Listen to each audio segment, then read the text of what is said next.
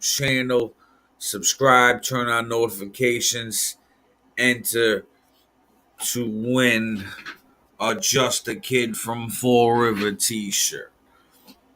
So, yeah. Now, start and end every episode with community resource informational videos. That way, if you, a friend, a family member, a loved one need any of these resources, do not be ashamed to utilize them. That's what they are there for.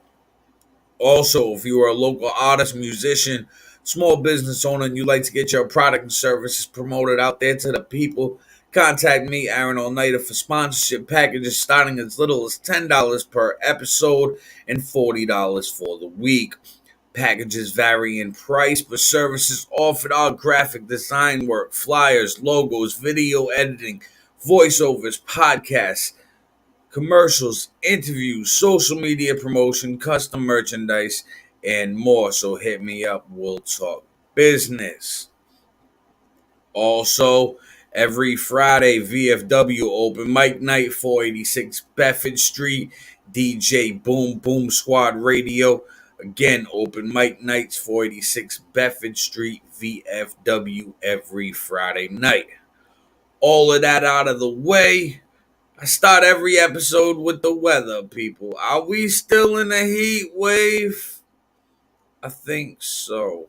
Check this out. We'll talk about it. And the pinpoint weather alert continues in our area. It's Monday morning. Temperatures in the 70s already. So, Brittany, will we get in that 90-degree range again today, or are we finished with that level of heat? So it'll still feel like it is in the 90s. Okay, so we still have a heat advisory and it's still going to feel just as hot and humid. But technically, as far as the numbers are concerned, it is the end of the heat wave today.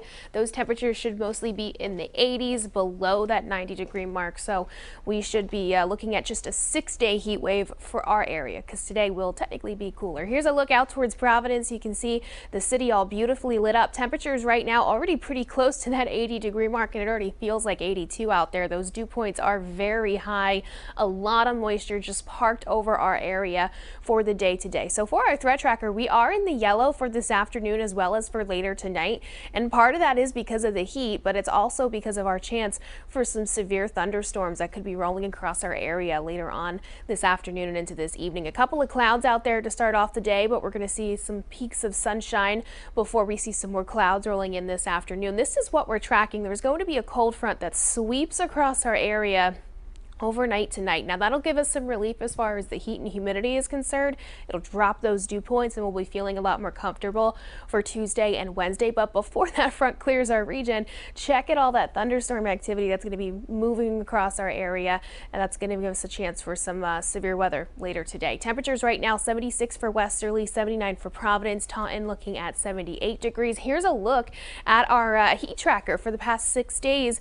Again, we've seen those temperatures back above the 90s. Today, though, we'll cool back into the 80s, but it'll still be feeling pretty warm. We're going to feel like the mid to upper 90s later this afternoon because of the humidity that has prompted, again, a heat advisory for our region for areas away from the coast later today. Again, all of last week, this was more all-encompassing for all of Rhode Island, southeastern Mass, and Connecticut. Today, though, it's just isolated to a smaller portion of our area. It goes through 5 o'clock this evening. Now, back to the chances for severe weather. We have that slight risk for severe thunderstorms across our area throughout the afternoon and into this evening. The timing of this, well, we're going to see a chance for some rain between about noon to 1 o'clock, but that's not the chance for the thunderstorm activity. That's going to be a second and third round that moves across our region later in the afternoon. So after about 3 o'clock is our best chance for some of those stronger storms, and then we continue through till about 6, 7 p.m. Last little bit of rain clearing our region just before midnight, with some clouds lingering through till about Tuesday morning. What are our big concerns? Well, it's going to be really heavy rain as well as some pretty strong wind gusts, and of course the chance for some hail as well. We do have that 2% chance from the SPC for some tornado activity, but really it's not our main concern. But again, we're going to keep you up to date as those storms kind of roll across our area. 7-day forecast, some more sunshine on the way for Tuesday and Wednesday. Temperatures will be in the 80s, and with the drier air settling in, we'll finally start to feel like the 80s, not in the 90s, and it'll be just a bit more comfortable. More chances for some rain as we look forward to Thursday and Friday. Next weekend, though, shaping up to be pretty good with the temperatures in the mid 80s and some sunshine out there. there. You can head over to our website, that's WPRI.com. We've got that full 7-day forecast, and you should download the Pinpoint Weather 12 app. It'll send you updates as those storms roll across our area. So overall, we're looking forward to an active weather day. Hopefully it's not an active traffic morning. Yeah, looking forward to a little All right, so today we're going to have storms later this afternoon, thunderstorms, possible flash flooding rain. It's going to be over 90 degrees. Another heat wave day, but hey, in the afternoon it'll cool down. Now, share this out, share this out, share this out. Got a lot of Fall River news today. Let's see what's been going on. Check this out, we'll talk about it.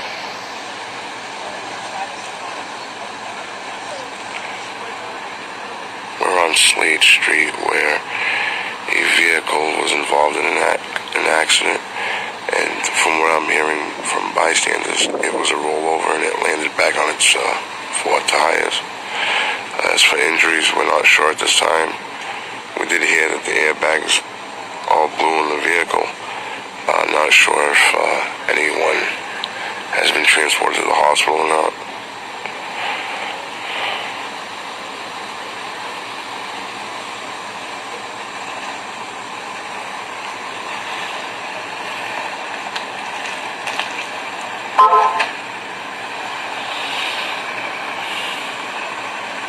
Are they all okay? Yeah, they're okay. Oh, amazing, huh? Yeah, it definitely is. I've seen at least 100 rollovers, and they've all survived. Yeah. It's amazing. Yeah, fine. That's a good thing. Thank you. Have a good night.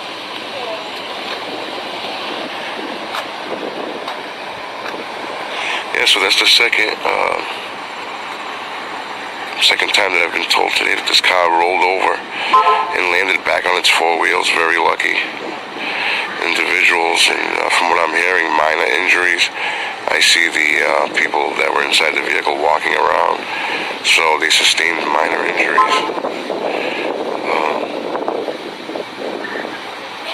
I'm trying to get a better angle of the accident, but without interfering, but I can see that there's damage to the roof.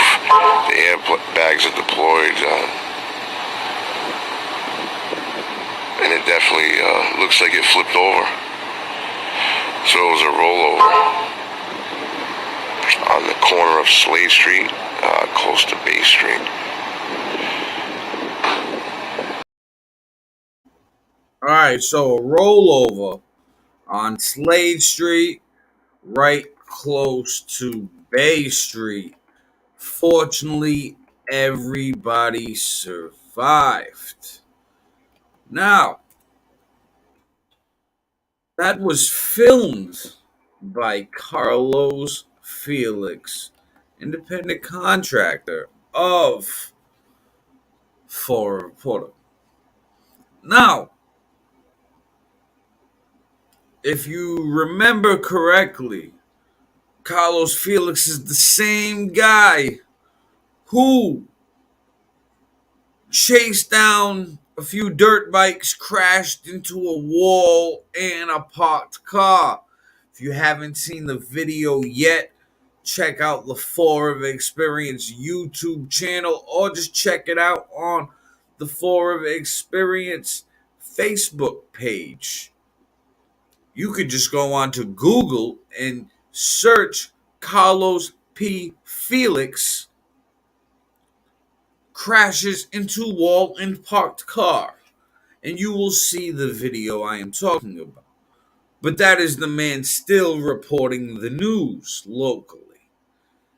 Interesting. Now, more local news. There's a lot going on. There was the rollover on Bay Street next to Slade. But there was also this.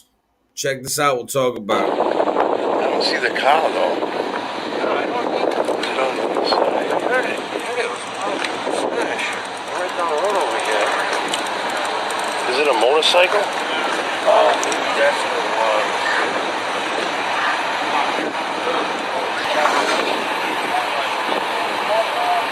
The moment it was coming over,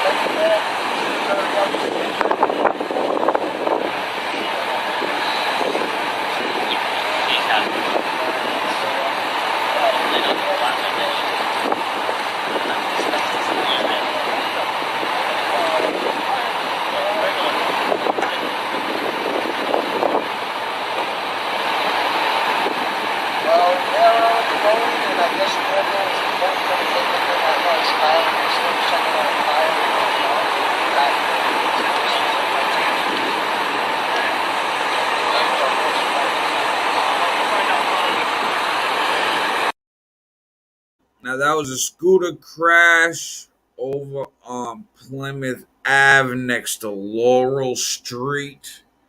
People be careful out there. Car accidents like crazy these past few days in Fall River. There's a lot going on in the city. Check this out. We'll talk about it.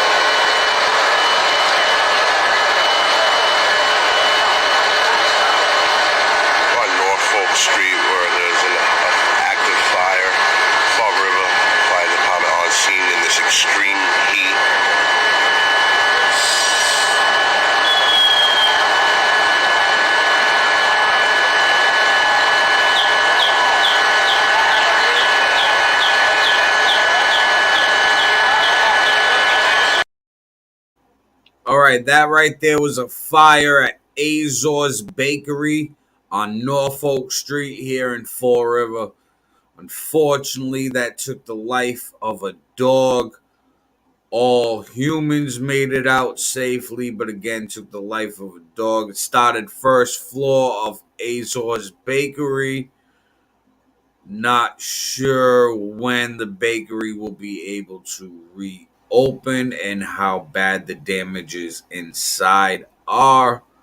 But thankfully, no life was lost. But again, unfortunately, the life of a dog was lost. Now, some more Fall River news right here. This was filmed by your boy Loco TV. So, shouts to your boy Loco. You want to see the full video of this? Look up your boy Loco TV on YouTube, because this is just a clip of the video. Check this out. We'll talk about it. Somebody's not coming outside. This house seems to see a lot of action for whatever reason. So, you know, it's hot. I'm just chilling on my piazza. Look at this footage right here. That's for my fellas. Must be important because it takes 1, 2, 3. 1, 2, 3, 4, 5, 6, 7, 8, 9 cruises, and they have blocked one lane of Middle Street traffic for this situation. In that window, someone keeps peeking out. But you know, this is just your boy Local TV. I just film what I see, and I see this. 1, 2, 3, 4, 5, 6, 7, 8, 9, 10 officers. Massachusetts State Police. Our gang is bigger than yours. The gentleman in the second floor entry window. So apparently they're not here for them. Back here again, huh? Busy spot. Is it? I don't know. I have no idea. No comment. First on the scene, your boy local TV. Fuck the Fall River Reporter. I mean that in the nicest way possible. Fuck the Fall River Reporter. I don't mean that in the nicest way possible. It's only a few people on the Fall River Reporter I fucks with. Only a few. Now, shouts to your boy Local TV. You want to watch the full video of that raid on Middle Street? Check out your boy Local TV on YouTube. Now, on some good news for Fall River. All right. I'm going to get this. Check this out. We'll talk about it. Maybe you've noticed it, the Fall River skyline transforming before our eyes. The former Herald News building has been painted over with a mural symbolizing the city's Portuguese heritage. A blue and white tile design is being painted by a Portuguese artist. And on the ground level of the building, a bright color design represents the city's rich textile history that really continues today. The idea is that when a city takes pride in its buildings, residents take ownership of it, and then crime is reduced. The project is made possible by a partnership between Viva Fall River, the Fall River Arts and Culture Coalition, and the nonprofit called Beyond Walls. It's largely crowdfunded, and you can find a link on how to donate on our website, WPRI.com. So, Fall River is having a bunch of murals put up. Now, with that being said, how do you feel about it? I think it's great. I believe that the city needs to look better, and then people will treat the city better. It's called the broken windows theory. If the neighborhood looks better, there will be less crime and drugs in the neighborhoods. It's called the broken windows theory. So, murals in Fall River, people are worried about. Oh, what if people spray paint over it? All these thugs, blah, blah, blah, blah.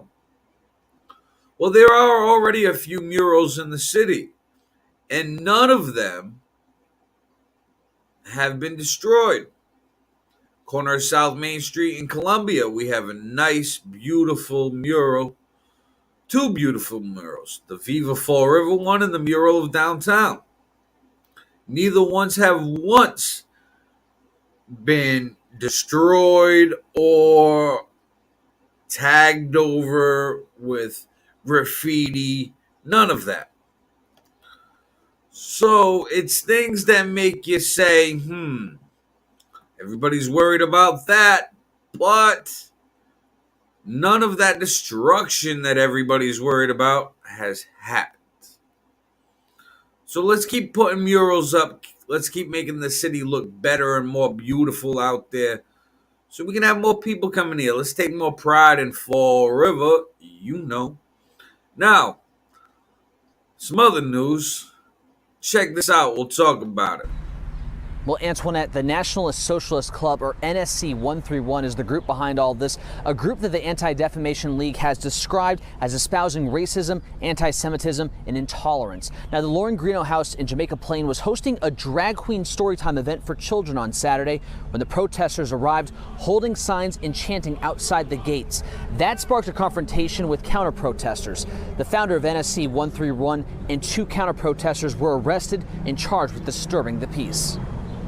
I can't imagine anything that was more traumatizing that morning, this morning, for the kids coming out of the event besides a bunch of masked, people screaming at them. The minute you start to engage in any activity that's deemed to be violent, inappropriate, or hateful, people are going to stand up and get rid of you. It was very heartening to me that Jamaica Plain said, absolutely not. Now, new this morning, the Lauren Greeno House is speaking out, issuing a statement to News Center 5 that reads in part, "The protest of a drag queen event was a tool to gain attention. Any concern for the well-being of children was absent. The Lauren Greeno House deeply appreciates our community who gathered across the street to support each other." Now, 2 of the people arrested again were counter-protesters protesting against the neo-Nazi group. There is a solidarity rally scheduled for 8 this morning here at the courthouse to urge prosecutors to drop those charges. Reporting live in West Roxbury, Matt Reed, WCVB News Center 5. Okay, so 3 people arrested as neo-Nazis protesting a drag queen event. People, why do people give a fuck so much?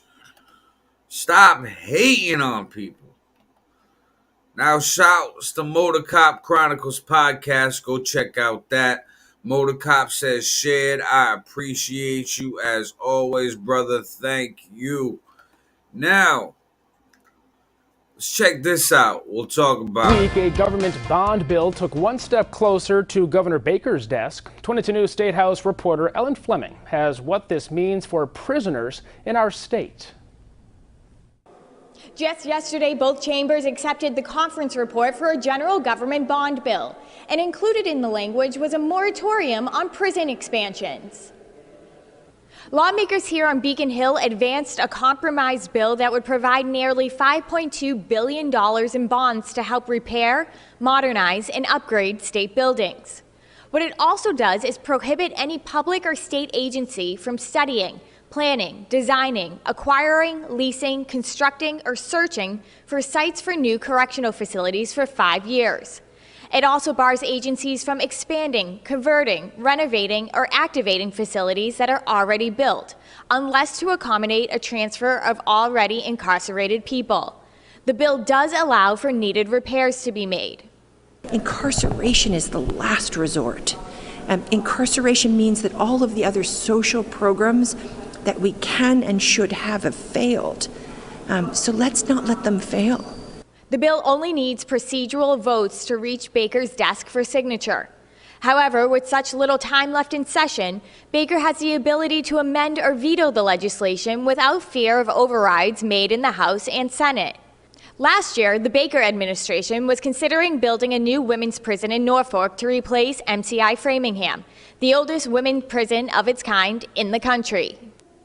That project was estimated to cost up to $50 million. Working for you at the State House in Boston, Ellen Fleming, 22 News. So this new bond that the legislation in Massachusetts is trying to work on, bunch of money towards state buildings, great. Now they want to stop any type of production, renovation, anything to do with jails for 5 years. They're basically saying, hey, there's enough jails, and let's stop putting money towards it for a few years. Now, they wanted to redo or at least build another female prison, because the female prison in Framingham is the oldest female prison operating in the United States. That is crazy.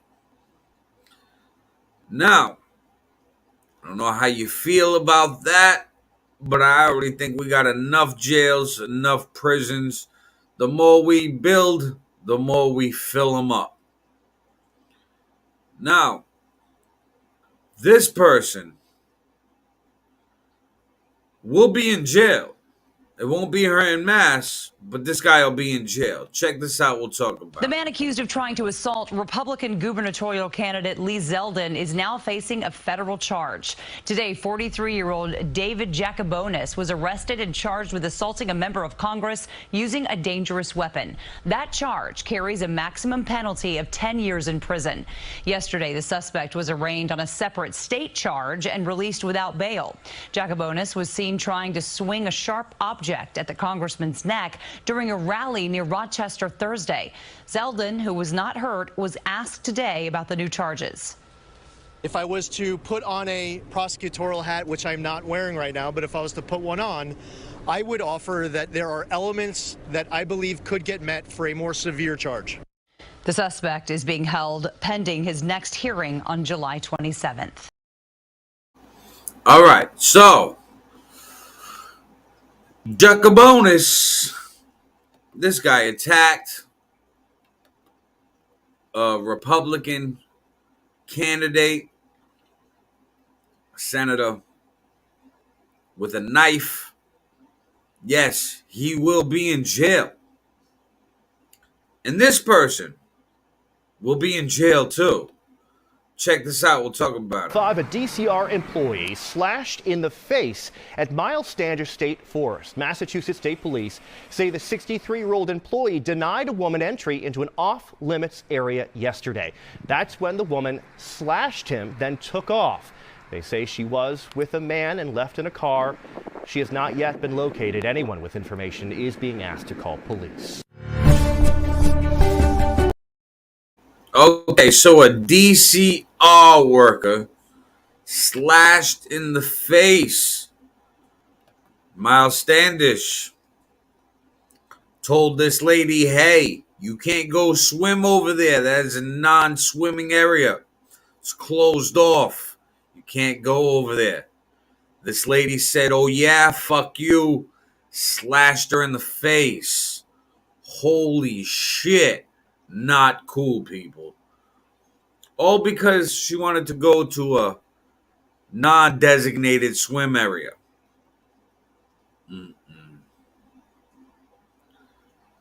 Speaking of swimming, be careful out in the water. Check this out. We'll talk about it. So with the heat wave set to continue, the beaches, the pools, they're all going to be busy places all weekend long. Yeah, it's already been a difficult week on the water in Rhode Island. Emergency crews across the state responding to a number of water rescues and drownings. And 12 News reporter Kayla Fish is live now with the very latest for us. Kayla? Well, guys, over the last several days, first responders from Westerly to North Smithfield, really all corners of the state, have been called to a number of water-related incidents, including at least 2 that have turned deadly. Last night, 12 News confirmed that a 9-year-old boy who was pulled from the water at Easton's Beach in Newport has died. The family of Kevin Aruda tells us the young boy got caught in a rip current Monday afternoon.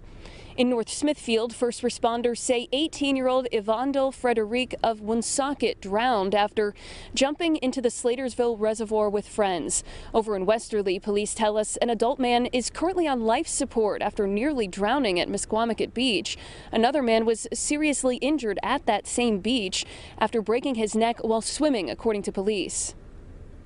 When it's very hot, people will be by the pool or at the beach, and certainly any activities related to that, we will see an increase in the injuries related to those. And unfortunately, drowning is not like in the movies where it's, lots of splashing and really loud. It can happen very quickly and very silently. And in the meantime, over in Warwick, 2 swimmers were pulled from the water at Connemara Point Beach earlier this week. No word on their condition this morning, but we are hearing from first responders in Warwick and their message to swimmers this summer. You'll hear that coming up in the next half hour. For now, live in Providence, I'm Kayla Fish, 12 News.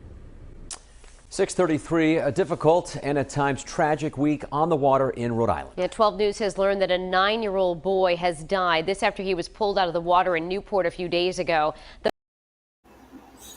Okay, so a 9-year-old boy dies after being pulled out of the water in Newport. RIP to the 9-year-old.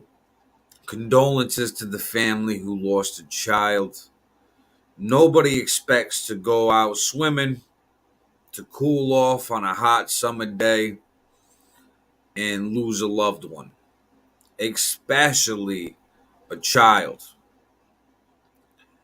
That must be one of the most devastating and painful losses one can experience. And again, condolences to the family. The water is dangerous. It is not something to take lightly. Check this out. We'll talk about it. And we begin tonight with breaking news. The body of a man has been pulled from the water here in Lincoln Woods. Witnesses say they saw a kayak flip over and the man never resurfaced. 12 News' Adriana Rosas Rivera is on scene now, live with the latest. Adriana, what can you tell us? Well, DEM tells us that around 3 p.m. a water search began here at Lincoln Woods State Park after 2 witnesses reported a kayaker overturning and going into the water. Mike Healy of DEM now tells us that the body of a man was recovered just before 5 p.m. We've been on scene here for several hours, saw divers, rescue boats, state police, first responders from Lincoln, Smithfield, Cumberland, and they were searching in the water until they recently pulled the body out. Now, it's important to note that the beach is packed as we enter the 5th day of a heat wave, a heat advisory in place until tomorrow. Temperatures in the 90s, people flocking to water, and DEM telling folks to be careful after multiple incidents of folks being pulled from the water at local beaches. We'll be on scene gathering more information. For now, reporting live in Lincoln, I'm Adriana Rosas Rivera, 12 News.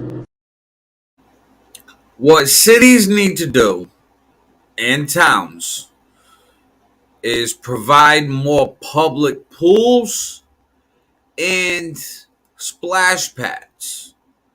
That way, when people need to beat the heat, they're not out in dangerous waters. There's a lifeguard shortage in the United States, and people need to be safe out on the water. When you're on the water, be careful. There's been a lot of drownings, children dying, grown adults dying, boat crashes, everything. It is extremely unfortunate that this time of year we see this. But we only see this time of year because nobody's going to the beach in the winter. Well, they might go check out the water, but guess what? Nobody's going swimming, and you don't got to worry about that, except obviously summertime. But we should know this already. Please, people, be careful out there. Now, with that being said, if you're out in the water, you're on a boat, be careful, like I said, because this might happen as well.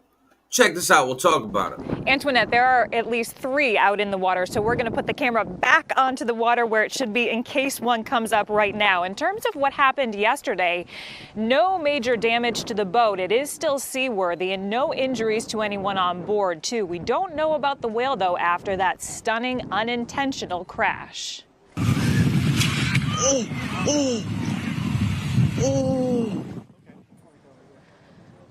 The humpback whale breached and landed on the bow of a 19-foot vessel around 10 a.m. yesterday in the area of White Horse Beach in Plymouth. A harbor master patrol boat was already in the area because there have been so many whale sightings recently.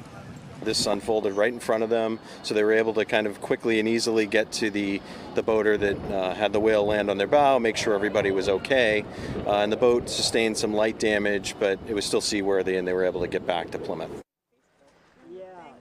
Still photos show the sequence one frame at a time. The weight of the whale on the bow launches the stern out of the water. This is just the latest close encounter between whales and boats here. The whales are coming so close to shore that spectators are flocking to Manomet Point and White Horse Beach to whale watch from the shore, and that is what is happening here live right now. If we come back out and take a look at the water, those are fishermen out on the water. There are people here along the shore waiting to see if they can catch a glimpse of a whale, and again, we've seen at least least 3 breached the water out here this morning. A gorgeous sunrise.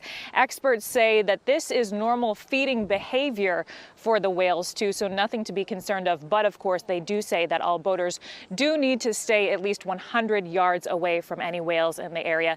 There have been many sightings here in recent days. We're live in Plymouth this morning. Jennifer Egan, WCVB News Center 5. All right. Did you see the video of that whale landing on the back of that boat? That's scary. Oh, you're just going out there, you're sailing around, you're enjoying the nice breeze on the water, you're beating the heat, you're having a beer.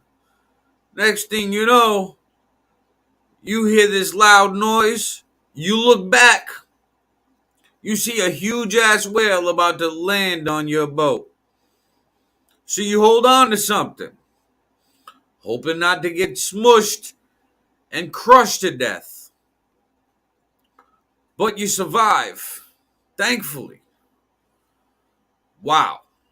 Now let me get over to these comments over here. David Ankle says, good morning, Fall River, liked and shared. Thank you, David, as always. Sherry says, sorry I'm late. Shared. I appreciate that, Sherry. Sherry also says, prayers to the family.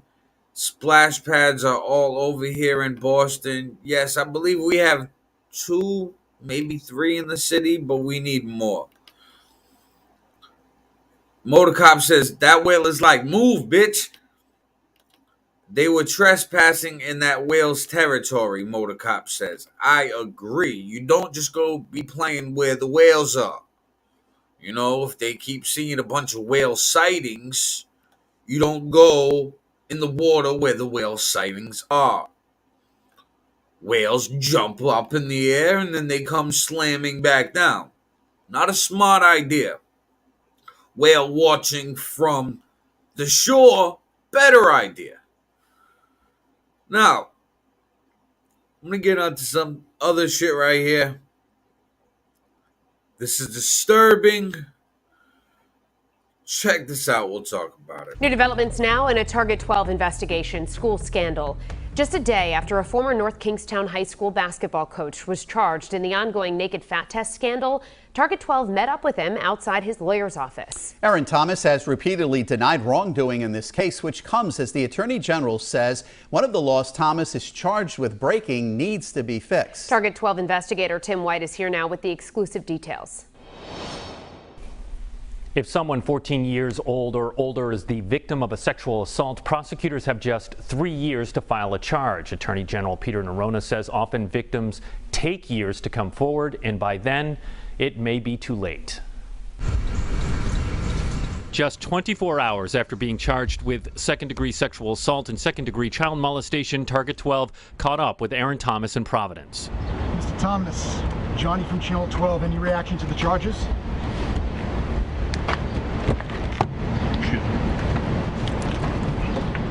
Thomas declined comment, but his lawyer has denied criminal wrongdoing, saying the fat testing of hundreds of North Kingstown students was part of an athletic performance program.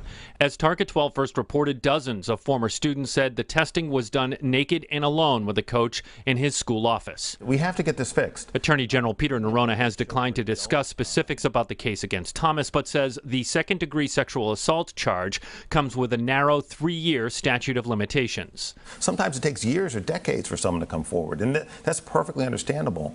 But when you have a 3-year statute of limitations where a sexual assault is committed on someone when they're 14 or over, that makes it very difficult to bring those changes, to bring those charges. Nerona sought to change the law this past legislative session. The bill, which would eliminate the statute of limitations, passed the House but failed in the Senate. But I think this is a critically important issue for the people of the state of Rhode Island, and we have to get it done next year. In the criminal case against Thomas, prosecutors interviewed more than 30 former students, many of whom were subjected to naked fat tests years ago. The charges against Thomas stem from just 2 former students. Thomas is scheduled to be arraigned at Washington County Superior Court on August 19th. With the Target 12 investigators, Tim White, 12 News. So, this sick individual was a former coach at North Kingstown, Rhode Island High School. He used to make the players strip naked to do fat testing, to do their body fat tests. Absolutely disgusting, despicable, nasty, horrible acts. I don't know. That's just sick. Now, Cassandra Souza says this is a really sick person. Yes, it is, Cassandra. Please share this out for me. I'd appreciate it.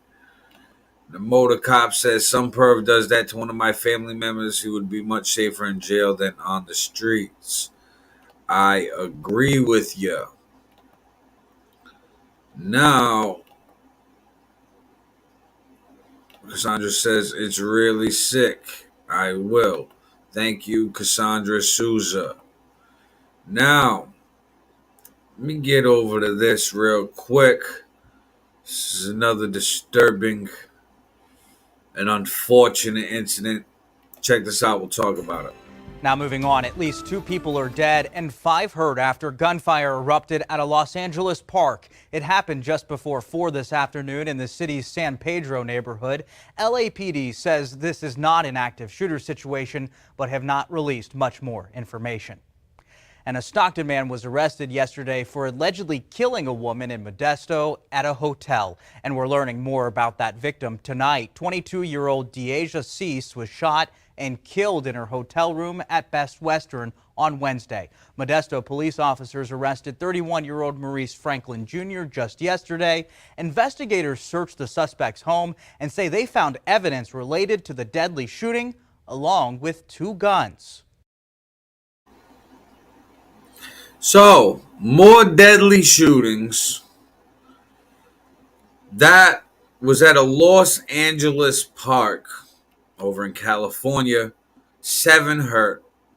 There was 2, unfortunately, that ended up passing away. It is despicable, disgusting, and it needs to stop. Check this out. We'll talk about it. The Supreme Court struck down a New York law requiring gun owners to show proper cause to obtain a concealed weapon permit. 22 News State House reporter Ellen Fleming has how that decision is affecting Massachusetts.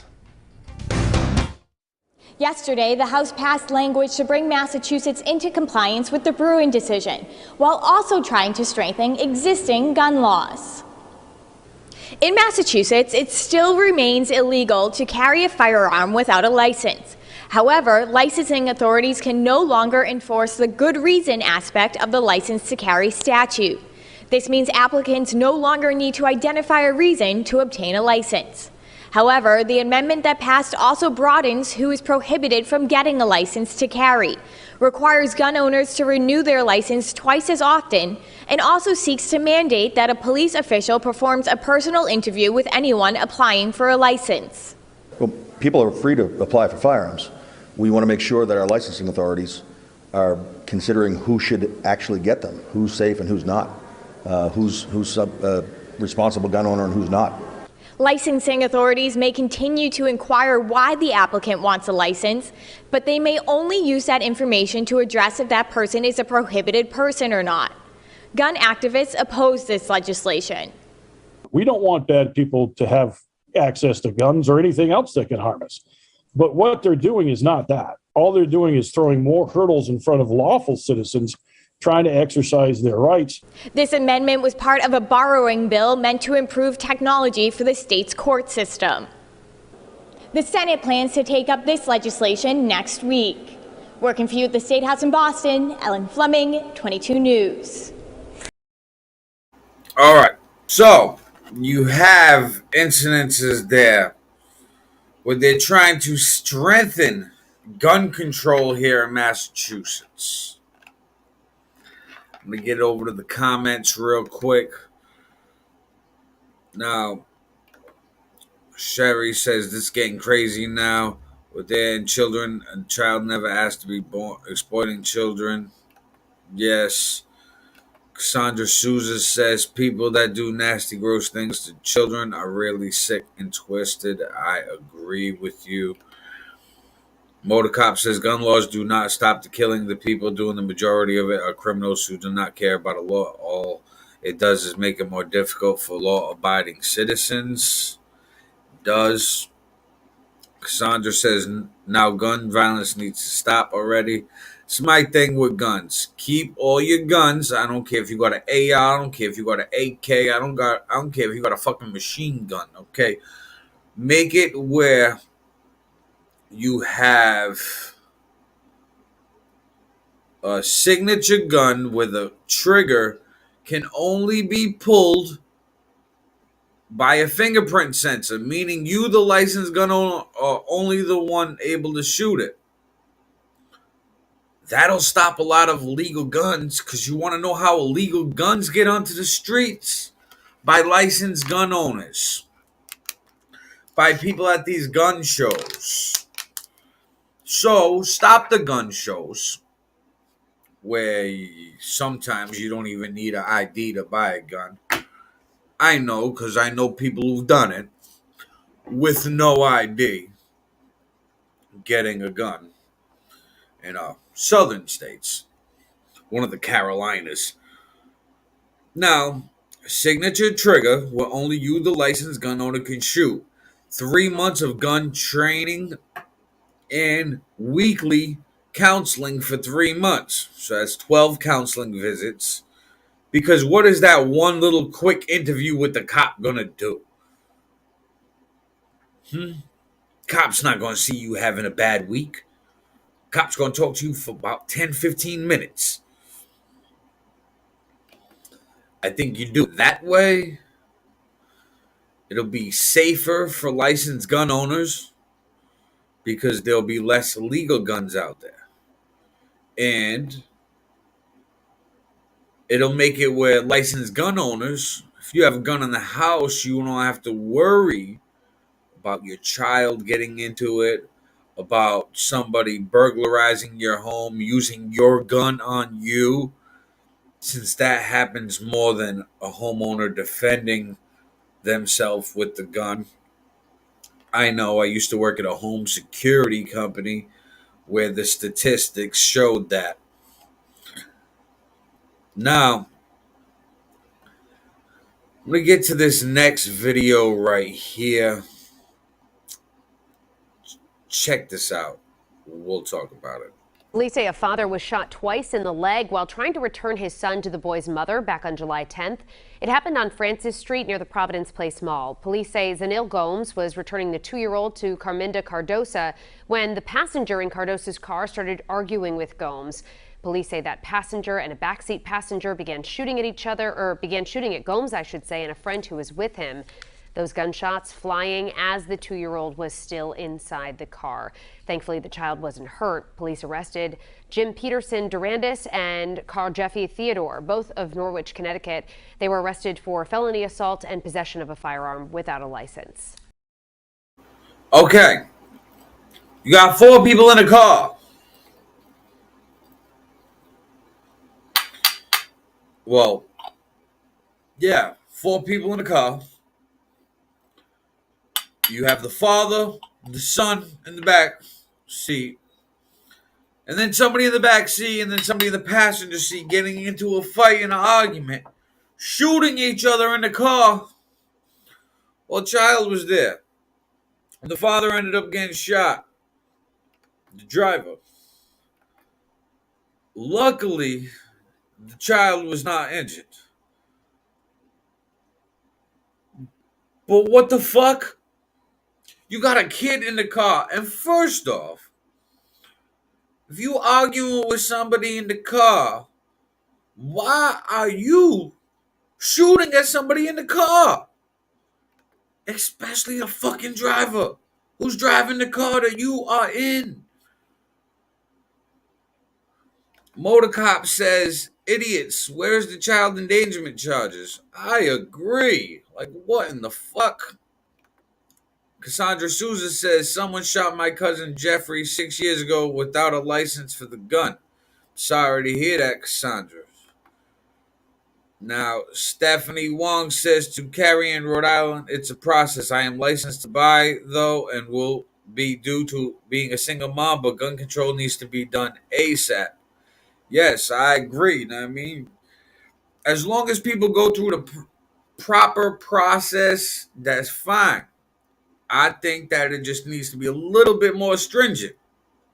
Because if you're a licensed gun owner and you're a responsible gun owner, you won't mind going through the extra steps because you know that there is no malice in what you're doing.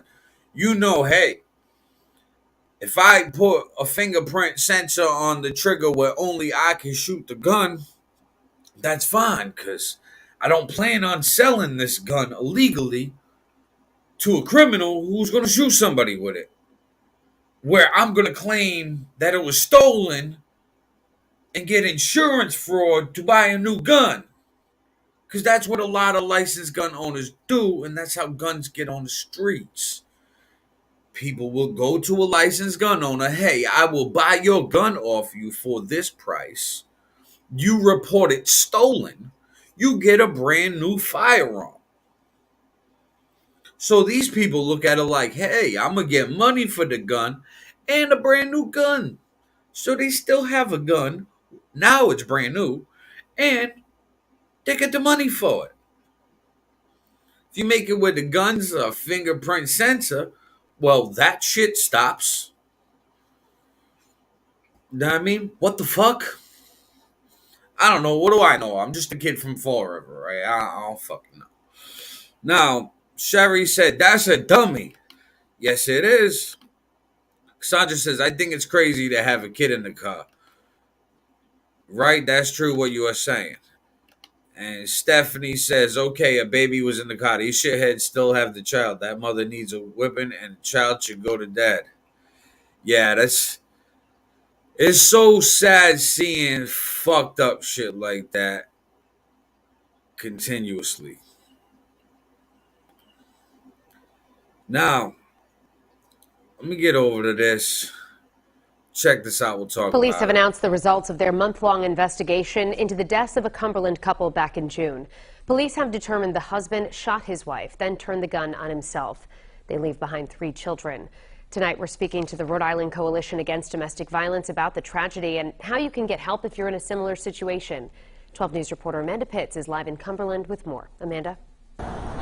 This murder-suicide marks the 3rd domestic violence death in the state so far this year. The coalition says we often forget the silent victims. In this case, the couple's 3 kids. It's a pattern that we see often, where an abuser commits suicide after taking the life of their partner. That's what police say happened in Cumberland on June 22nd. From our understanding, it was a murder-suicide. Cumberland police, along with state police and the Attorney General's office, say 51-year-old Eric Heward shot and killed his wife, 42-year-old Courtney Heward, inside their Birchwood Drive home just before 7 that morning, then shot himself, leaving behind the couple's 3 children. And the silent victims here are the children, right, who now have to deal with the trauma of not having both of their parents here to support them.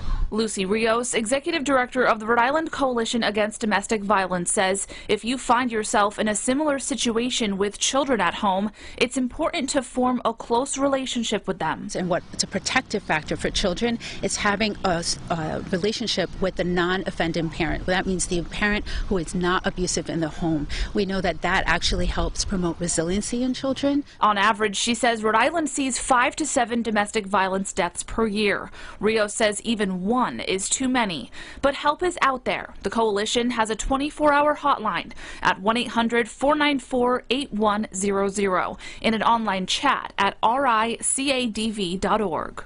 Domestic violence agencies are more than just shelter. They provide support groups, counseling, prevention programs, core advocacy, and really try to work with the community to make sure that people know that they're not alone. Now, more help can be found on their website. There they have resources in every city and town in the state.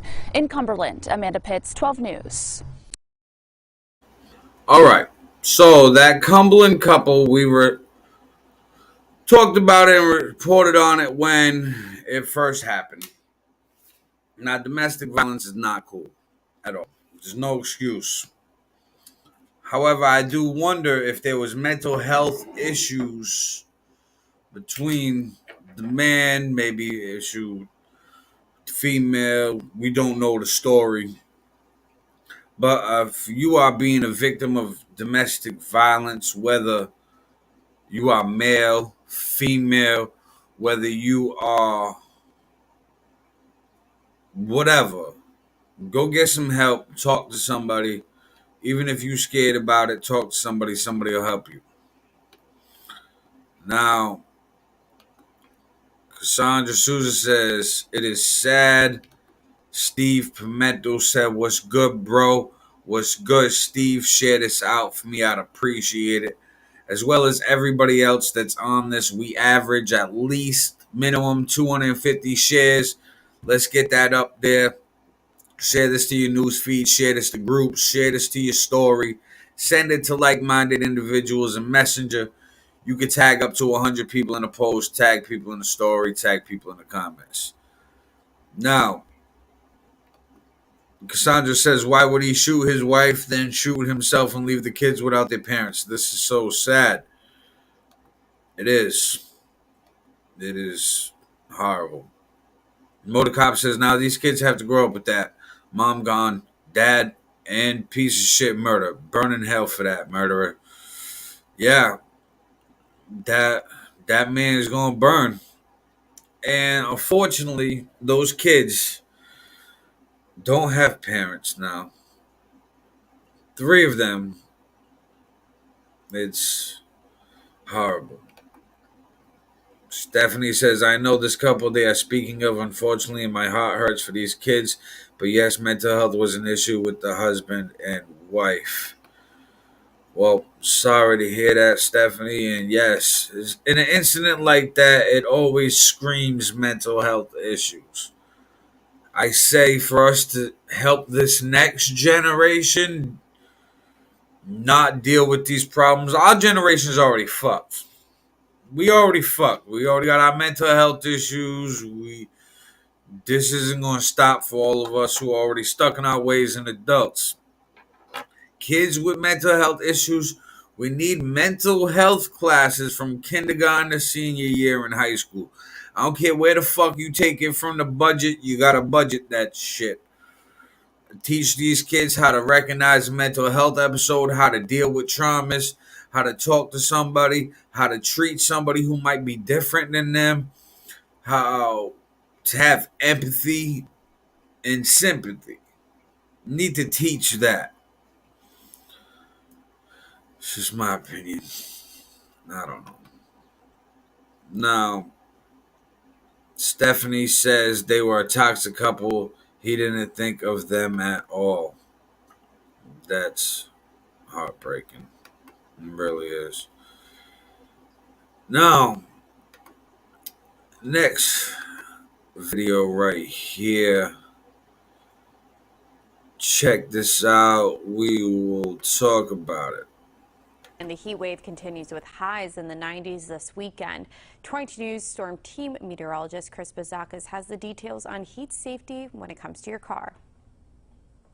Well, as we are now in day 5 of temperatures in the 90s, it's a good thing to talk about how hot your car can get, as we're expecting 90s to continue for Sunday and even into Monday. Now, within 10 minutes, with temperatures on the outside of your car in the 90s, it only takes around 10 minutes for 109 degrees for it to get inside your car. 20 minutes, 120 degrees, 30 minutes, 125-ish.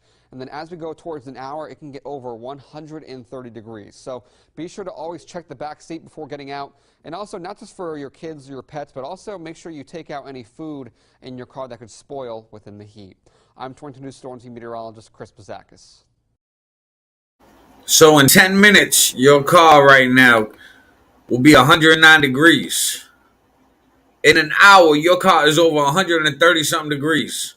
Do not be a fucking idiot shitbag. Do not forget your kid or pets in the car. Just saying. But if you're out in the car, are you traveling more? You might be. Check this out. We'll talk about it. Drivers who are short on cash remain hopeful that they'll still be able to take the family on that road trip this summer as gas prices continue to decline. $4.36 is now the national average for a gallon of gas, reflecting a relaxing of prices that started weeks ago, just as Springfield area drivers were paying more than $5 a gallon. How much lower the numbers will go remains a guessing game, although the latest Gas Buddy report is showing some stations in the area have already dipped below $4 a gallon. Oh man, there's some gas station in Massachusetts already under $4 a gallon. Now, I was completely wrong.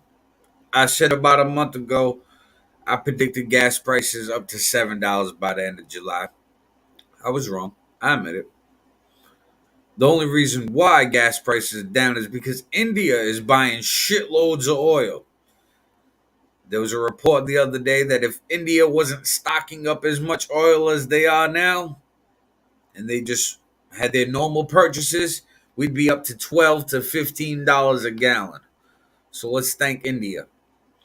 Now, Stephanie says, mental health is huge. I am a mental health aide certified, and kids are committing suicide at the young age of 10 and older. It's no joke. These kids need health class on mental health more than ever. I'm stepping up to be that help, so please be that help too for the kids. Good for you, Stephanie. Congratulations. I mean, that's something to be proud of. And yeah, you gotta take care of the mental health. The brain makes everything go. The heart and the brain. We need to learn more about the brain and how to deal with issues of the brain. Motor Cop says we are at $3.80 a gallon right now. There you go, Motor Cop. So Louisiana is a little bit cheaper. Motor Cop says, I think it's still gonna go up again. I agree. Cassandra says the same. It will go up again. And Stephanie says, you don't forget your child in the car. Let's be real. These parents who do know what they're doing, they didn't want that child. Yeah, that's like, I don't know how you can forget the kid in the car. Like, you put the kid in the car. You can't forget to take the kid out of the car. And as for the gas, Stephanie says it's going to go up, and we all know that. Yeah, I think after realizing, hey, gas prices going down in July, I was like, you know what? They want everybody out and about for the summer. They want this. They want people out and about and spending money in the summer, traveling. So many places in the country in the summer survive off tourism. You need that. So gas prices got to go down. I should have factored that thought in, but I didn't. But I believe the next interest rate, gas is up. Now, one thing that's up, and I hate talking about this. Check this out. We'll talk about Monkeypox cases once again saw a jump in Massachusetts, but vaccines are not as easy to come by. 22 News reporter Kate Wilkinson is live in Agawam with an update from the state's Department of Public Health. The number of new cases in the state nearly doubled. We went from 18 to now 30 this most recent week. It's all as state officials are trying to figure out how to get the vaccine to clinics across the state. Now, the CDC said that monkeypox spreads through direct contact with the rash the virus creates, as well as sex or touching items like clothing or linens that have previously come in contact with the rash. As for the push to get the vaccine out, it's coming with its challenges. The Massachusetts Department of Public Health said that they have had a limited supplies nationally for the monkeypox vaccine. Currently, there are 11 healthcare facilities in the state that are receiving vaccines from them. Now, 2 of those spots are in Springfield. We have Bay State Medical Center, Brightwood Health Center, as well as Tapestry Health. Both are appointment only. So monkeypox cases is going up. Up to 79 cases so far in Massachusetts. That's in like a month and a half. All I know is that monkeypox shit looks disgusting. It absolutely looks like one of the worst STDs that there is. What the fuck? The hell is that? Now, as for the gas, Stephanie says, go to Stop and Shop and get those gas points, people. I do. Yes. However, you got to save on gas. Got to do it. Inflation is rough. A vet says gas will go back up. Stephanie says, shake my damn head. Shame on Mass. Yeah. Massachusetts, we on some fuck shit right now. Motorcop says it is mostly a STD transferred by gay men, but you can get it by touching. See, this is my thing, Motorcop. They keep saying gay men, right? What if one of these gay guys is bi? All right, put a gay guy messing with a bi guy. Then the bi guy messes with a female. Oh, shit. The game just changed now. Then the female, she go mess around with some dudes. Them dudes messing around with other females. And then guess what? Oh, shit. Monkeypox. All around like chlamydia and shit. What the fuck? Don't touch people. Now, Cassandra said, this is crazy. Now we have monkeypox. I had the chicken pox when I was a kid. Does gross. Yeah. Motorcop says, who is the sick person who had sex with a monkey and started all this? Yeah. A vet says, I talked about monkeypox before they started. LOL, more viruses in the next few years. I agree. There's going to be more and more viruses every year. And they trying to say some shit that this got to do with climate change and things burning and all this shit in the air. I don't know. But as for things burning, check this out. We'll talk about it. Thousands of firefighters in California are battling a raging wildfire near Yosemite National Park. Just in the past 48 hours, the Oak Fire has exploded in size. The governor there declaring a state of emergency.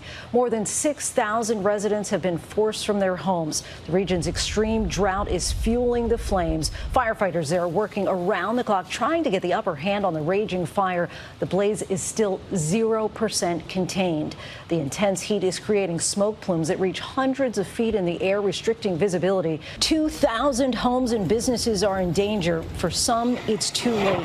The fast-moving fire has already consumed several structures. Tonight, thousands are without power, and PSE&G is not giving any indication about when it will be restored. ABC's Alex Forshade leads us off once again tonight from the fire zone. Tonight, a state of emergency in Mariposa County. The Oak Fire gaining ground overnight, consuming more than 14,000 acres. The blaze raging near Yosemite National Park. Emergency crews working around the clock. On the ground and in the air, but so far, 0% is contained. You can see further down the road, the fire really starts to intensify. It really is a challenge because of the amount of heat that's in these fuels. It makes it challenging for our firefighters to fight these fires. Well, and I see these bulldozers behind us. It looks like they're clearing space. This is the beginning of that fire break that they're starting to put in. So they're trying to remove that flammable material away from the edge of the fire so when the fire backs up to it, that the fire goes out. Mariposa County is home to more than 17,000 people. Firefighters trying to protect residential areas, but for some, it's already too late. Okay, I got a suggestion, right? But then again, what do I know? I'm just kidding forward. I have two suggestions. One, I see how they digging up that area with the bulldozers. Talking about the fire backing up over there, it'll stop. Take a couple backhoes. Dig like a trench. Fill it with water. The fire will not go past the trench of water. It'll stop. And then it would be contained. Or maybe take a few planes. Know how they spray in the water? Take a tank of water. Big ass tank of water. Now I know this might cause a little spark at first. Drop it from the plane. Now, it might blow up real quick, which might be bad. But maybe it would fall and bust open and water goes everywhere. I think my trench idea is a better idea. But then again, what do I know? I'm just a kid from Florida. I'm not a fucking firefighter. Now, Cassandra says this fire is a lot. The poor people and children and everyone with all these fires. It is sad. It is. A vet says that's so sad. The country world is in God's angry hand, and the end will be in fire. It started. Right now, there's wildfires in Portugal, Spain, France, and the United States, as well as Australia. Lindsay says, good morning. Good morning, Lindsay. Share this out for me. Everybody share it out. Share it out. Let's run these shares up. I appreciate it, people. Now, we talked about water a little bit earlier. One more water video. Check this out. We'll talk about it. Thanks, Adam. With the heat comes the urge to cool with a refreshing dip into the nearest waterway. But public safety experts say it can be dangerous and, in some instances, very deadly. Summer drownings in rivers and ponds are not uncommon here in western Massachusetts. Here in Wilbraham on the Chicopee River, 2 men drowned a few summers ago, attempting to save the lives of 2 teenagers who had gone swimming on a sweltering day in an unprotected area. Chicopee firefighter Val Steen told 22 News there's a lot of that people can learn about the danger of swimming in these illegal and non-protected areas. 80% of all deaths that are related to swimming are in open water. Swimming in open water, you should have a buddy. You should always swim with somebody else. Make yourself visible and keep in mind that currents change, tides change, time of day is a huge factor. All right, so basically swimming tips, not to drown. 80% of drownings happen in open water. Currents change, tides change. Be careful out there. And that lady firefighter said, buddy system. Do it with the buddy system. Now, this is a bad hit for parents right now. Check this out. We'll talk about the effort to increase production of baby formula here in the U.S. and bring in formula from overseas, parents here locally continue to struggle to find formula on store shelves. 22 News reporter Alana Flood spoke to healthcare providers on what they are hearing and the advice they are sharing. The formula shortage is still around, and we're trying to battle through it. While the U.S. Food and Drug Administration is stating that baby formula production is now exceeding consumer demand, many parents here in western Massachusetts are still waiting for product to hit store shelves. Healthcare providers at Pediatric Services of Springfield say they continue to hear from families who are having a hard time tracking down formula for their infants. We always recommend that families be patient. As long as you're offering a similar type of formula to your child, you should be fine. 22 News went to local grocery stores and saw that shelves were largely bare. The scarcity of the product is causing parents to go to great lengths to track formula down. The FDA is urging consumers to be vigilant when buying baby formula that's not made in the United States from online marketplaces, as it could be counterfeit.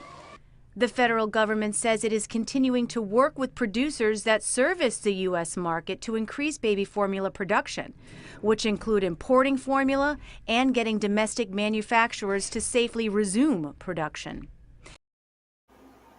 Okay.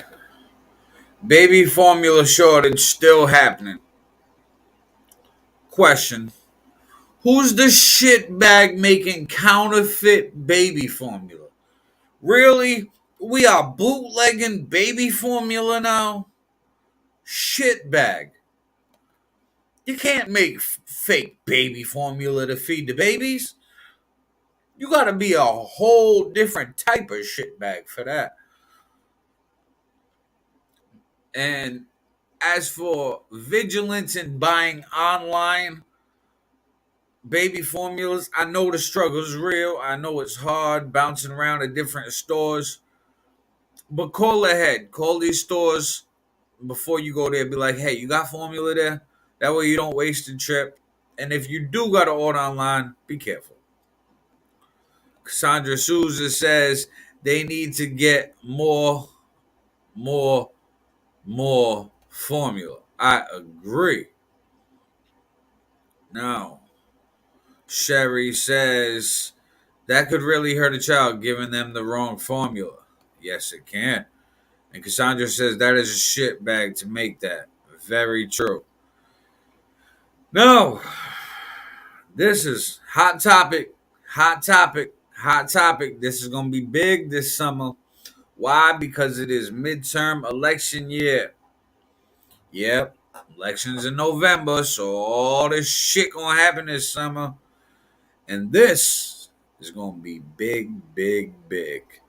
Check it out. We'll talk about it. A 5-day trial and 2 guilty verdicts by a jury. We may have lost a battle here today, but we're not going to lose this war. Steve Bannon, a former strategist for the Trump administration, has been convicted of contempt of Congress. The overreaching by the government in this case has been extraordinary on every level. But shame on this office of the United States Attorney's Office and the Department of Justice for how far it went in this case. He faced 2 counts, one for refusing a subpoena to appear for a deposition with the January 6th House Select Committee, and another for failing to provide documents. The Justice Department prosecutors releasing this after the conviction, writing, "The subpoena to Stephen Bannon was not an invitation that could be rejected or ignored. His refusal to do so was deliberate." He decided basically that he would thumb his nose at Congress and that he would go his own way. Well, you can't. Bannon is not the only former Trump administration official who has refused to talk to the committee and has been held in contempt. Peter Navarro will face trial in November, but also in November, the midterm elections, where it's possible Republicans could win a majority in one or both of the chambers. I think the Democrats are going to come to regret some of these aggressive things that they've done because in politics, as we all know, what goes around comes around. Bannon's sentencing is scheduled for October 21st. He faces 30 days to 1 year for each charge. All right. He faces up to 30 years to at least 1 year from each charge. They're going to give him a few years. This time, when he goes to jail, he won't be able to get pardoned. But he going to get sentenced October 21st. Oh, ironically, right before the election, huh? Now, Sandra says this is really big news. It is. Because if they sentence Steve Bannon right before the election, there's going to be a lot of angry people out there. Know who else is making people angry? This. And this is going to be a problem. Whether you're left, right, blue, red, elephant, jackass, this is going to be an issue that's going to affect us all. Check this out. We'll talk about it. Former President Trump and his allies remain unapologetic despite evidence presented Thursday during the latest January 6th House Select Committee hearing. It centered on what the former president did as the attack on the Capitol was underway. CBS 2's Wendy Gillette is live in the newsroom with more. Wendy? Cindy, this was the 8th hearing held by the January 6th committee and the last before Congress takes its summer break. It came just before Trump aide Steve Bannon was convicted for refusing to testify. How do you feel about going to jail? Former Trump aide Steve Bannon gave an interview to Fox News host Tucker Carlson last night after he was convicted of 2 counts of contempt of Congress for refusing to comply with congressional subpoenas to testify before the January 6th committee. I will never back off. I support Trump and the Constitution, and I'm not backing off 1 inch. If I go to jail, so be it. Thank you very much. The former president held a rally last night in Arizona for gubernatorial candidate Kerry Lake, where he criticized the January 6th hearings. Just a horrible thing that's going on in our country. It's sick. Thursday night, the January 6th committee presented evidence that the former president watched the attack unfold on television instead of stopping it. He betrayed his oath of office and was derelict in his duty. They've gained access to the second floor. New audio of Secret Service agents charged with protecting Vice President Pence captured the terror and danger that day. There were calls to say goodbye to family members, so on and so forth. The committee. All right. So the January 6th committee is trying to piece all this little evidence together. Now, this is where Trump's ego is going to hurt him. All they have on Trump right now is that he didn't stop this. He didn't attempt to stop this until a while later. However, he never said to do this. That is the tipping point. My views on January 6th, hey, you have the right to protest, do whatever you want, cool, have fun, stand out there, wave flags, jump up and down, fucking wave your hands in the air like you just don't care. I don't care, right? You destroy property, you break and enter into buildings, you do anything like that, it is illegal. You should be held accountable. Don't do the crime if you can't do the time. So breaking windows, busting down doors, all of this shit, bad. Illegal. Be held accountable. A lot of people are like, well, 2020 riots, people weren't held accountable. Yes, they were. There were dozens of arrests at each riot during the BLM Antifa protests in 2020. Dozens of arrests. But they don't have a committee on it with the United States government handling it. Why? Because these are random nobodies who got arrested at those protests in 2020. The reason why this one has a fucking committee is because it was at a federal building. And it was after the speech of a president. And it had to do with an election. 3 big differences. But everybody, if you commit a crime, hey, guess what? Be held accountable.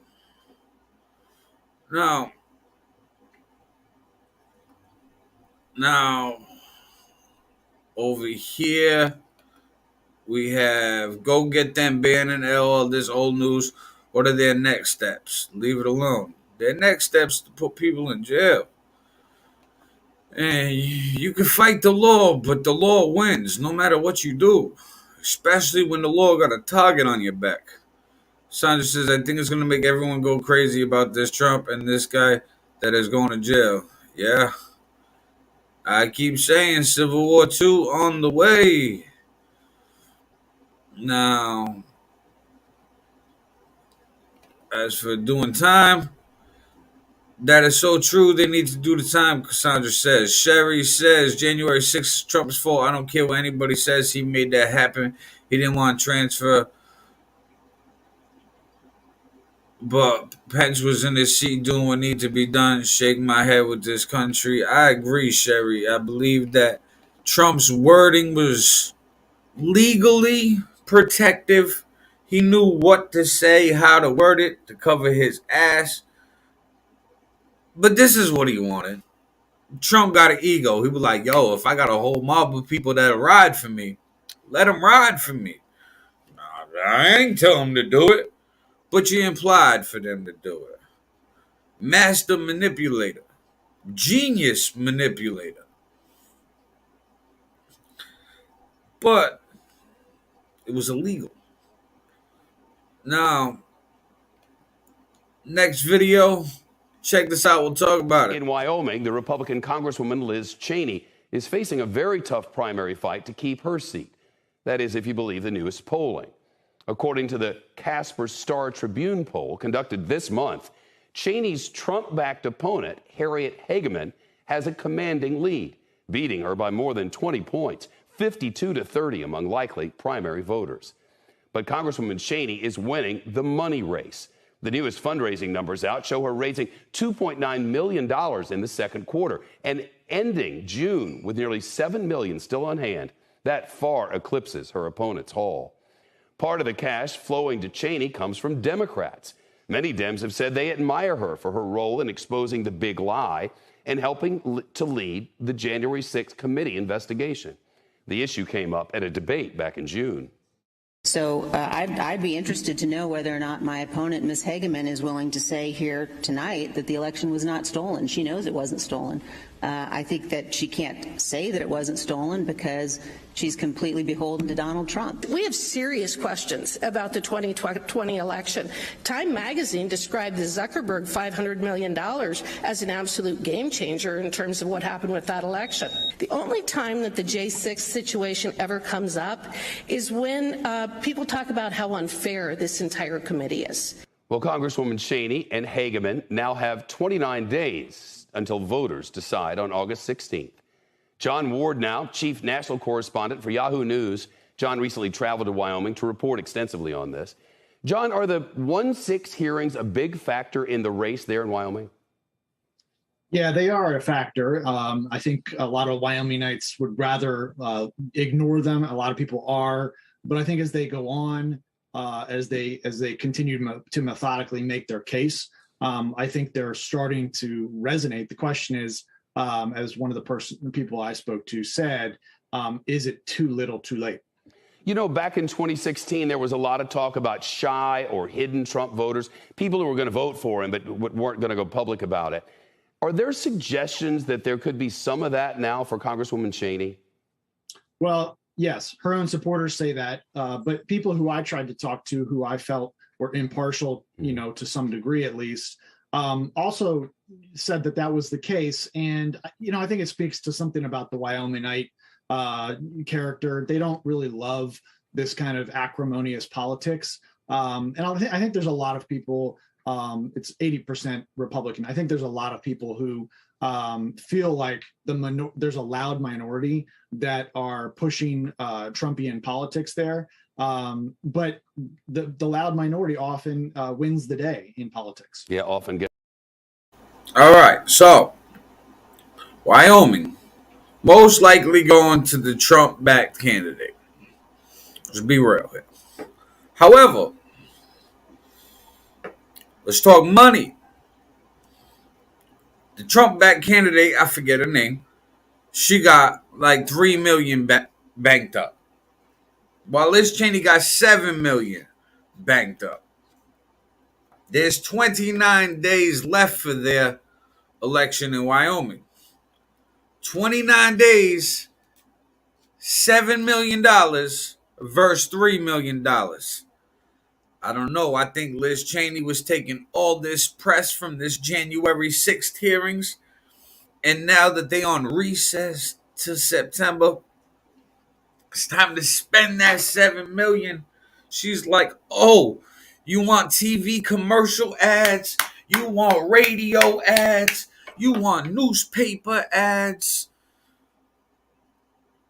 She gonna be on every radio station and TV network in Wyoming the next few weeks to spend that $7 million. The Republican Party right now is at a crossroads. You have Trump Republicans, and then you have old school Republicans who don't like Trump's brashness, but they like his ideas. They feel like, okay, the ideas we align with, but we don't align with the ego. We want a more conservative person that acts more responsible and more, not predictable, but more proper. Now, Motorcop says she is a rhino. She is done unless she puts a D behind her name. I don't know. I think she's still got a lot of money. Yvette says, why is this such a big issue when the world is murmuring and birth pains, other important things going on, like in the background, future corruption? What's the government going to throw at its people now? see the media and try to turn the people's mind around to their agenda. Yvette, I look at it like this. I believe that the country itself is at a crossroads. There is a good percentage of the country that wants more freedoms, more rights, more liberation, more choice. And there's a percentage of the country that wants everything to be what it was because it's changed too much for their likings. And then you have a good percentage of people that don't give a fuck either way, and they're just happy to be here. So it's going to keep raising issues, and I can see the United States government possibly pressing charges on Trump just to stop him from running in 2024. And that being the trial of the century. Because it would be the first time a former sitting president got, charged criminally. I just feel that Trump is flip-flopped, in my opinion. I don't like that. He was interviewed by Oprah years ago. He said that he would run as a Democrat because Democrats can handle money. And he said he was pro-choice. And now he's pro-life and put conservative justices in that were pro-life to overturn Roe versus Wade. He campaigned on that. And heavy Republican. Well, bro, you was completely opposite before. I don't like that flip-floppy shit. Because if you could change your mind that quick on big issues like that, then do you really mean it? Like, are you really invested in what you believe? No. Because you wish-washy. I don't like that.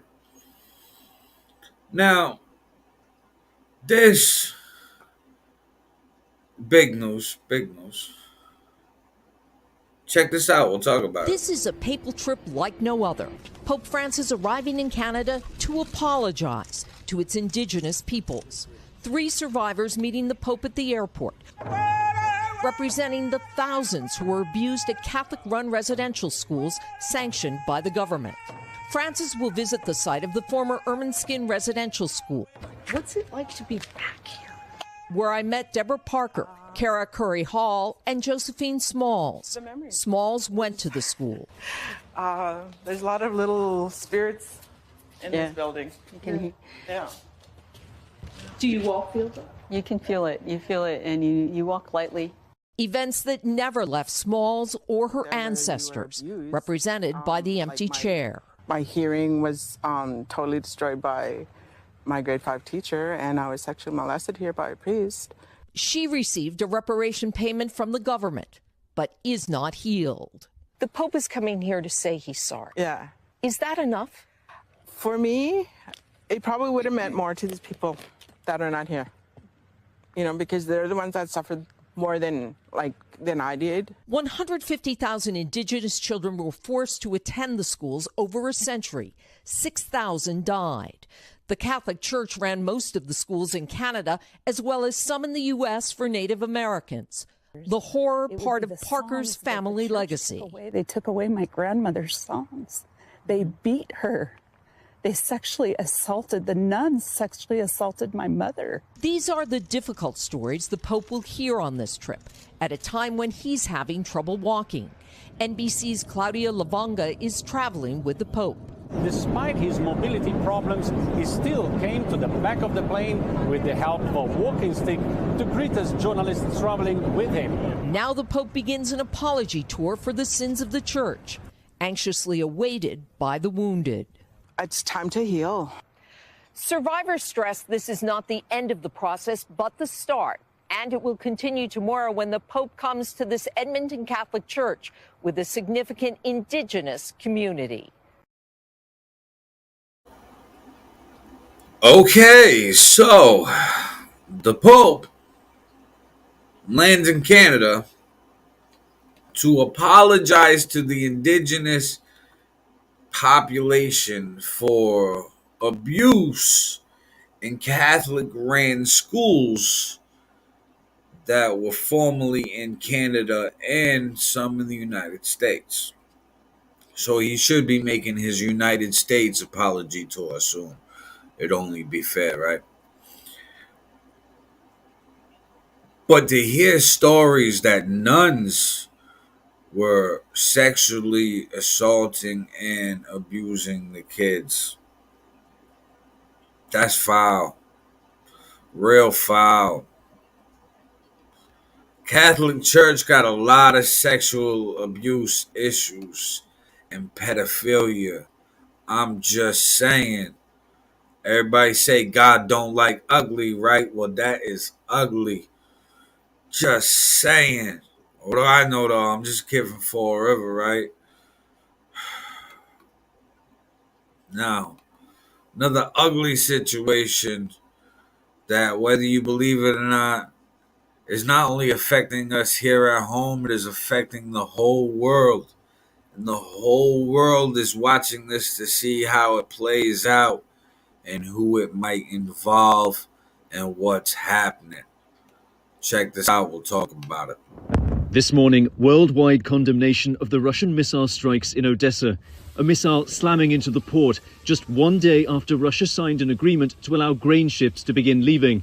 Firefighters battling the flames, dousing boats with water. Russia first telling Turkey's defense minister it had nothing to do with these strikes, but this morning now confirming they did fire a missile. The attacks casting doubt on the agreement, further threatening grain exports and global food supply. US Ambassador to Ukraine, Bridget Brink, calling the attacks outrageous. In a tweet writing, the Kremlin continues to weaponize food. Russia must be held to account. Vyacheslav is a farmer close to the ports, watching to see if grain will start shipping. He's saying there's about 250 tons of grain from last year's harvest just sitting here. It's trapped because the ships aren't leaving the ports. He says even before the strike, he didn't trust Russia to uphold the deal. From eastern Ukraine, more details of the two Americans killed there. Luke Lusishin and Brian Young died fighting in a Ukrainian unit. A former US soldier who volunteered alongside them, speaking to us. You won't even necessarily see the Russians. You'll most likely be dead by the time they get there to take the position because of what the weapons that they have. The men's Ukrainian commander saying both volunteered out of a belief they were fighting for a free world. We're here at this farm close to Odesa that's been unable to transport its grain because of Russia's blockade. And the farmer here is still very skeptical that this deal is going to hold or when he might be able to start moving his grain out. Patrick Reevell, ABC News, Odesa, Ukraine. All right. So in Odesa, Ukraine, 2.5 tons, mad fucking wheat sitting there. Can't get exported. Ukraine is the biggest exporter in the world of wheat. We need that wheat. Breads, pastas, all of that will go up in price the longer it takes for us to get that wheat. Russia said, oh yeah, you want to fuck with my money for oil? Cool. Nobody want to buy my oil except for India and China now and some Middle Eastern countries. Okay, my big customers, you guys just want to leave? You don't want to buy my oil? Cool. Well, all you guys depend on this motherfucker's wheat, right? Oh, not no more. Your food price now up. Putin's like, so what's up? What you trying to do? Now the question is, what are we trying to do? That's what we're going to see this summer. It's going to get ugly, people. Now, all this ugliness going on in the world, try to enjoy yourselves. It's hot outside. If you're going out, like I say all the time, be safe, drive safe, swim safe, all that. But you also got to keep your skin safe. Check this out. We'll talk about it. Despite tonight's rain, it's certainly been a beautiful weekend with lots of sunshine. But when it comes to spending time outside during this heat wave, it's important to protect your skin from the harmful rays. 22 News reporter Melissa Torres is live in Chicopee. And Melissa, why is it important to keep safety at the forefront during these hot and sunny days? Well, Alana, when it comes to sun protections, experts always suggest to wear some kind of protectant like sunblock. And tonight we spoke to people about safety during this heat wave. It was a really hot day. We couldn't deal with the heat this too much, so we decided to go to the pool. Over in Holyoke, many flock to the Powliet pool to stay cool in the blistering heat. You know, it's 100 degrees almost. I felt it like 100 degrees, and I felt, you know, it's so good to bring the kids to the pool to have a relaxed moment. Everlyn and her two daughters are among the nearly 220 patrons that came to swim on Sunday. We've seen increased foot traffic here during the heat wave. A lot of patrons coming in to escape the heat. During this heat advisory, everyone is trying to find a way to stay cool, whether it's going to the pool or the splash pad. So if you are heading outdoors, experts always suggest to wear SPF 15 or greater to protect your skin from the harmful UV rays, and make sure to reapply every 2 to 3 hours. Wearing light-colored, loose-fitting clothing or a hat can help protect your skin. Repeated damage to the skin can lead to skin cancer and early signs of aging. Make sure you check the temperature before you come out. Wear loose-colored fitting clothing, light colors. You know, limit your exposure outdoors, especially if you're working, you know, on the heat. If you're, you know, you want to keep that, and drink plenty of water. So Alana, UV rays are typically most damaging between 10 a.m. and 4 p.m. So if you do have plans to go outside, experts suggest to pack that sunscreen. Working for you in Chicopee, Melissa Torres, 22 News. All right. Going out in the sun. We still in a heat wave today. SPF 15 or higher. Light colored clothes. Loose fitting clothes. Wear a hat, something on top of your head. Swim safe, drive safe, all of that. Now, everybody, let's get this to at least 250 shares, sitting at 239 right now. Let's get it up there. Need you guys share this out to your news feed. Share this to groups. Share this to your like page if you got one. If you share this to your like page, I'll like and follow your page back. Speaking of liking and following, right now I'm live on the Four of Experience and Street Magic Multimedia Facebook pages. Make sure you like and follow those pages. Also, I'm live on YouTube. So if you're watching this on Facebook, go over to YouTube. Subscribe to the Four of Experience YouTube channel. I appreciate it. Now, I start and end every episode with community resource informational videos. If you, a friend, a family member, a loved one, need any of these resources, do not be ashamed to utilize them. That's what they are there for. It is food pantry, soup kitchen, child care, and emergency care service information. Also, if you are a local artist, musician, small business owner, you'd like to get your product and services out there promoted to the people, contact me, Aaron Oneida, for sponsorship packages starting as little as $10 per episode, $40 for the week. Packages vary in price, but services offered are graphic design work, flyers, logos, voiceovers, video editing, custom merchandise, social media promotion, podcasts, and more. Just hit me up. We'll talk business.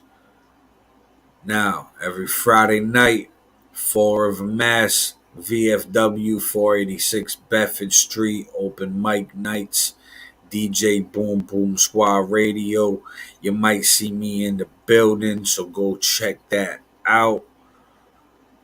Everybody, all of that out of the way and being said, I want to thank you as always for tuning in. I appreciate each and every one of you, especially the ones that have made it to the end of the show. Some real shit right there. Now, if you a supporter, I appreciate you. Again, share this out. You know the deal.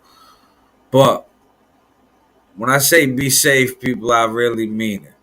There's fires, there's drownings, there's car accidents, there's shootings, there's stabbings, there's all of this. If you go out, be vigilant, be aware. Be aware of your surroundings, be aware of exits. Protect your skin. It's hot outside. Stay hydrated. When you're driving, seatbelt on, drive safe. Be aware of your surroundings on the road. Everybody, if you do all that, we'll all be good. Talk to everybody about mental health issues. Be more empathetic to others. Smile at somebody. Open a door for somebody. Be positive. Respect others, they'll respect you. Golden rule type of things, okay? We should all know this by now. All of that being said, you already know what it is. It's your boy Aaron All Nighter. Forever. You know I'm off this.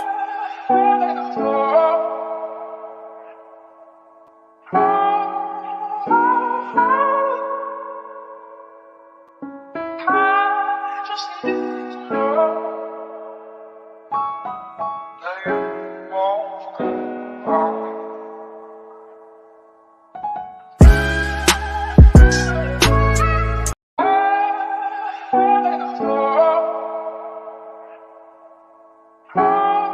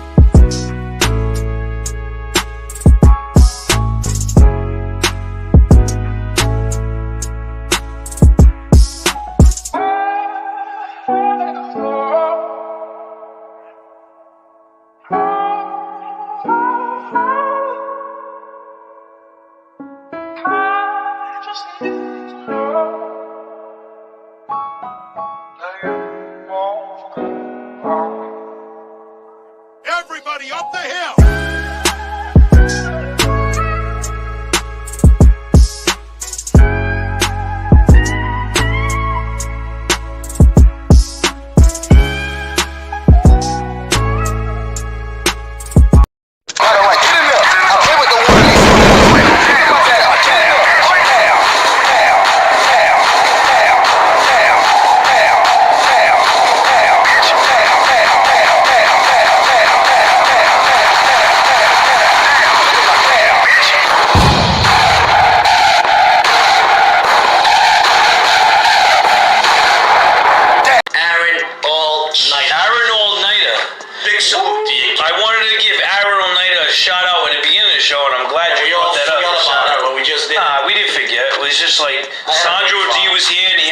About bees on his head. Fucking bees and fucking bees on my head, but don't call me a bee head.